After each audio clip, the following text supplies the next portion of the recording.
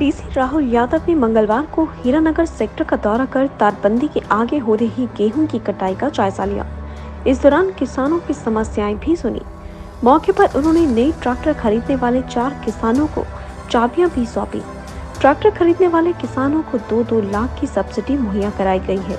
इस मौके पर मुख्य कृषि अधिकारी विजय उपाध्याय, जिला अधिकारी राजू महाजन, एसडीओ हीरानगर मुरारी लाल ढींगरा और बीएसएफ के कार्यकारी कमांडेंट भी मौजूद थे।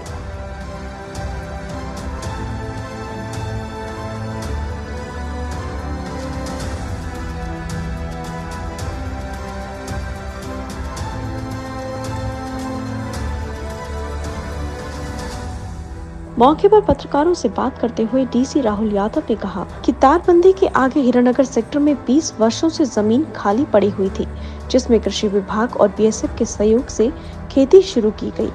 पिछले साल भी कृषि विभाग ने गेहूं की फसल लगाई थी, जो कुछ क्षेत्र तक ही सीमित था।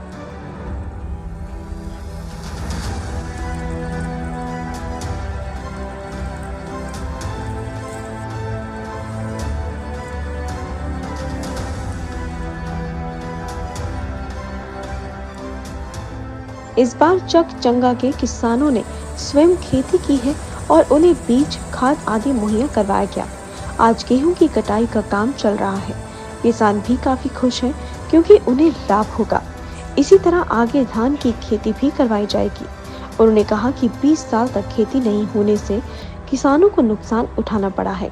उन्हें खेती करने में पूरी मदद की जाएगी। अगर वे कृषि से संबंधित कोई भी मशीनरी लेने के लिए आवेदन करेंगे तो उन्हें प्राथमिकता दी जाएगी।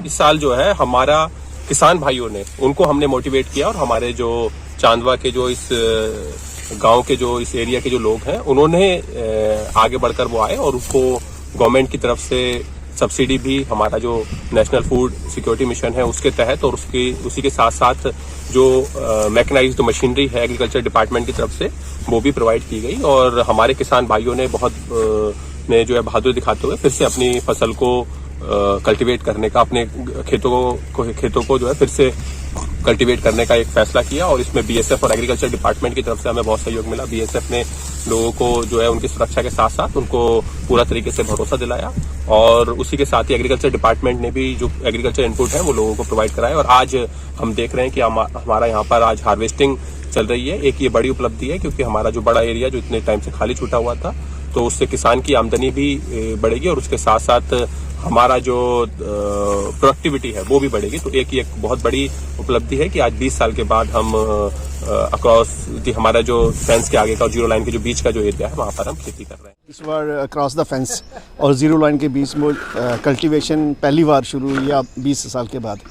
तो पहला तो चैलेंज ये था कि काफ़ी फार्मर्स के इश्यूज़ थे, सिक्योरिटी के इश्यूज़ भी थे और एक डर था।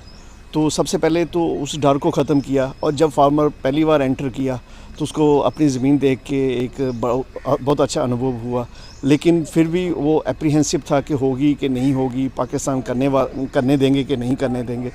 लेकिन इसके बावजूद भी सारी हर्डल्स दूर करते हुए डिपार्टमेंट ऑफ एग्रीकल्चर ने नेशनल फूड सिक्योरिटी मिशन में उनको पूरा सपोर्ट दिया, एडमिनिस्ट्रेशन ने पूरा सपोर्ट दिया, बीएसएफ का बहुत बड़ा रोल है जिन्होंने फुल प्रूफ सिक्योरिटी प्रोवाइड की और हम 141 एकड़ एरिया इसमें ला सके 20 साल के बाद। तो उसके बाद जो भी ऑपरेशंस हुए जैसे weedicide, fertiliser application, top dressing, वो हमारे डेडिकेटेड यहाँ एग्रीकल्चर ऑफिसर्स थे जिन्होंने किसानों के साथ मिलके वो उनके शाना बशाना रहे और सारे ऑपरेशंस अपनी देखरेख में।